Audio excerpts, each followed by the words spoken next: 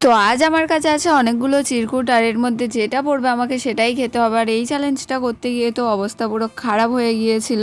তো প্রথম চিরকুটটা তোলার পর তো আমার ভালোই লেগেছিল, কারণ এখানে কোনো খারাপ কোনো কিছু ছিল না, ভালোই খাবার লেখা ছিল। তারপর সেকেন্ড চিরকুটটা তোলার পর তো আমি বুঝতে পারলাম আমার অবস্থা কেমন হতে চলেছে, যেহেতু এই চিরকুটগুলো আমার একটা ভাই তৈরি করেছিল। চ্যালেঞ্জের মাধ্যমেই তো আমার থেকে প্রতিশোধ নিয়ে নিল যেন। তো এই নিম পাতাগুলো খেতে আমার এত ভালো লেগেছিল, তোমাদেরকে আর কি বলবো। তারপর ভয়ে ভয়ে তৃতীয় চিরকুটটা আমি তুলেই নিলাম, আর এটার পর তো পড়েছিল একটা বিস্কুট, যেটা তো আমার খুবই দরকার ছিল এই মুহূর্তে, আর নিম পাতাটা এতটাই মিষ্টি ছিল তার জন্য তেতো বিস্কুটটা আমার দরকারই ছিল। আর তারপর চতুর্থ চিরকুটে এমন একটা জিনিস লেখা থাকবে সেটা তো আমি ভাবিনি। তো যাই হোক, লেখা যখন আছে আমাকে তো লঙ্কাটা খেতেই হবে, তাই আমিও লঙ্কাটা খেয়েছিলাম। তো এরকম চ্যালেঞ্জ ভিডিও দেখার জন্য চ্যানেলটা সাবস্ক্রাইব করে দিও।